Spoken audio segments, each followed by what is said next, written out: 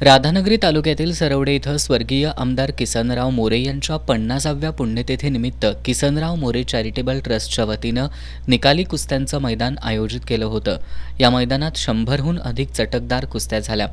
प्रथम क्रमांकाच्या कुस्तीत गंगावेस तालमीचा मल्ल महाराष्ट्र चॅम्पियन कालीचरण सोलंकर आणि अकलूजचा महाराष्ट्र चॅम्पियन सतपाल सोनटक्के यांच्यात खडाखडीनं सुरुवात झाली।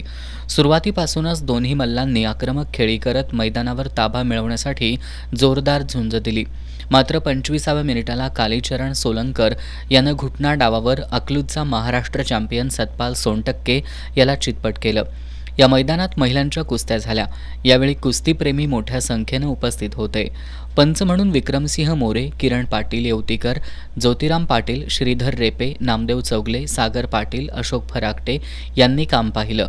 यावेळी विजयी मल्लांना शील्ड, रोख रक्कम, प्रमाणपत्र प्रदान करण्यात आलं। यावेळी गोकुळचे संचालक RK More, DK More, JK More, sarpanch Randhir More, विक्रम मोरे, बिद्रीचे संचालक पंडितराव केणे, दामोदर वागवेकर, समीर मुल्लाणी आदी उपस्थित होते।